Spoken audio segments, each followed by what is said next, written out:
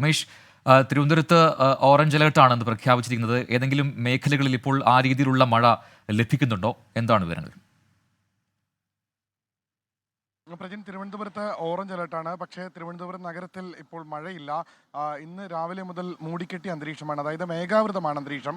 പക്ഷേ മഴ കാര്യമായി ലഭിച്ചിട്ടില്ല. രാവിലെ ചില പ്രദേശങ്ങളിൽ ചാറ്റൽ മഴയുണ്ടായിരുന്നു. പക്ഷേ മലയോര മേഖലയിൽ കൂടുതൽ മേഘാവൃതമാണ്. അതുകൊണ്ട് തന്നെ ഒരുപക്ഷെ മലയോര മേഖലയിൽ മഴ ലഭിക്കാനുള്ള സാധ്യതയുണ്ട് എന്ന് കരുതുന്നു. പക്ഷേ നഗരപ്രദേശത്ത് കഴിഞ്ഞ ദിവസം ഉണ്ടായിരുന്നതിൻ്റെ അത്ര പോലും മഴ ഇന്ന് ലഭിക്കുന്നില്ല. കഴിഞ്ഞ ദിവസം യെല്ലോ അലേർട്ടായിരുന്നു ആദ്യം പ്രഖ്യാപിച്ചിരുന്നത്. അതിനുശേഷമാണ് ഓറഞ്ചിലേക്ക് മാറിയത്. എന്നാൽ ഇന്നിപ്പോൾ ഓറഞ്ച് അലേർട്ടാണ്. അതായത് 24 മണിക്കൂറിൽ 204 മില്ലിമീറ്ററിന് മുകളിൽ 204 മില്ലിമീറ്റർ വരെ മഴ ലഭിക്കാനുള്ള സാധ്യതയാണുള്ളത്. പക്ഷേ അത്തരത്തിലൊരു മഴ തിരുവനന്തപുരം നഗരത്തിലോ നഗരപ്രദേശത്തിനോട് ചേർന്നുള്ള ഗ്രാമമേഖലയിലോ ലഭിച്ചിട്ടില്ല. എന്തായാലും മൂടിക്കെട്ടിയ അന്തരീക്ഷമാണ്. എപ്പോൾ വേണമെങ്കിലും സാഹചര്യം മാറാം.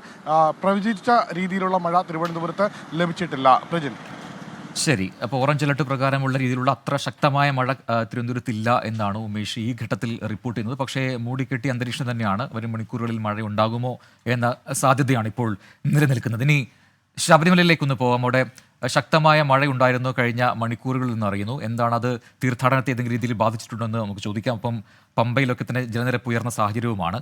അശ്വിൻ, കഴിഞ്ഞ ദിവസം ശക്തമായ മഴ പെയ്ത ഒരിടമാണ് സന്നിധാനം. ഇന്നും ആ രീതിയിൽ രാവിലെയൊക്കെ മഴയുണ്ടായിരുന്നു. പമ്പയിലെ ജലനിരപ്പ് ഉയർന്ന സാഹചര്യവുമാണ്.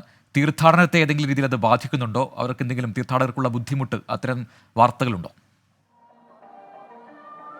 പ്രജിൻ, എന്തായാലും ഇന്നലെ ആരംഭിച്ച മഴ ഇന്ന് ഉച്ചവരെ തുടർന്നു. അതായത് ഏകദേശം ഒരു 36 മണിക്കൂറോളം തുടർച്ചയായ മഴയാണ് സന്നിധാനത്തും പമ്പയിലും നിലയ്ക്കലുമായി കിട്ടിയത് എന്നുള്ളതാണ് ഏറ്റവും പ്രധാനപ്പെട്ട കാര്യം. ഇന്നലെ വൈകുന്നേരമൊക്കെ മല കയറിയ ആളുകൾക്ക് അതിൻ്റെ ബുദ്ധിമുട്ടും ഉണ്ടായിട്ടുണ്ട്. കാരണം ആ മഴയത്ത് മല കയറി വരിക എന്ന് പറയുന്നത് അല്പം ബുദ്ധിമുട്ടുള്ള കാര്യമാണ്. ആ ഒരു പ്രശ്നം ഒഴിച്ചു നിർത്തിയാൽ വലിയ ബുദ്ധിമുട്ടുകൾ ഭക്തർക്കുണ്ടായില്ല.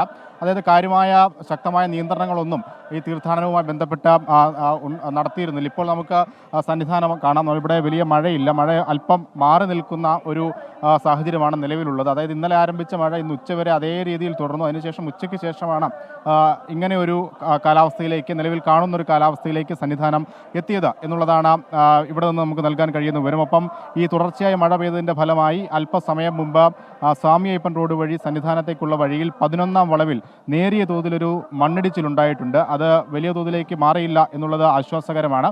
ഫയർഫോഴ്സ് എത്തിയ മണ്ണ് നീക്കം ചെയ്തിട്ടുണ്ട്. എന്തായാലും ഈ മഴയിലെല്ലാം ഭക്തർക്ക് ആശ്വാസമായിരുന്ന ഒരു കാര്യമെന്ന് പറയുന്നത് പമ്പയിൽ നിന്ന് ലഭിക്കുന്ന പ്ലാസ്റ്റിക് റെയിൻകോട്ടുകളായിരുന്നു. അത് വലിയ തോതിൽ വിൽപ്പനയും ഉണ്ടായിരുന്നു. സന്നിധാനത്തും അതേ രീതിയിൽ തന്നെ വിൽപ്പനയുണ്ടായിരുന്നു.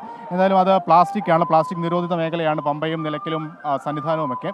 അതുകൊണ്ട് തന്നെ നിയമാനുസൃതമായി അല്ലാത്തതുകൊണ്ട് അതിൻ്റെ വിൽപ്പന പോലീസ് ഇന്ന് തടഞ്ഞിട്ടുണ്ട്. അതുകൊണ്ട് മഴയിൽ ഭക്തർക്ക് ആ റെയിൻകോട്ടിൻ്റെ ഒരു സഹായം ഇനി ഉണ്ടാവില്ല എന്നുള്ളത് ഭക്തരെ സംബന്ധിച്ച് തിരിച്ചടിയാണ്. പക്ഷേ നിയമവിധേയമായാണ് അത് നിരോധിച്ചത് എന്നുള്ളതാണ് പോലീസ് പറയുന്നത്. എന്തായാലും ഇപ്പോൾ ആശ്വാസകരമാണ്. ഇന്നലെ ഏറ്റവും കൂടിയ മഴയാണ് പെയ്തതെന്ന് കൂടി ഇപ്പോൾ പറയുകയാണ്. അതായത് ഈ മണ്ഡലകാലം ആരംഭിച്ചതിന് ശേഷമുള്ള ഏറ്റവും ഉയർന്ന മഴയാണ്. 63.4 മില്ലിമീറ്റർ മഴയാണ് ഇന്നലെ 24 മണിക്കൂർ കൊണ്ട് സന്നിധാനത്ത് രേഖപ്പെടുത്തിയത്. പ്രജി, ശരി. അപ്പോൾ ശബരിമലയിലും ആ രീതിയിൽ കാര്യമായ മഴയില്ല. അത് തീർത്ഥാടനത്തിനെ ബാധിച്ചിട്ടില്ല എന്നത് ആശ്വാസമാവുകയാണ്. ഈ മണ്ഡല സീസണിൽ ഇതുവരെ നോക്കുകയാണെങ്കിൽ ഏറ്റവും ശക്തമായ മഴ ലഭിച്ച ദിവസമായിരുന്നു ഇന്നലെ എന്നുള്ള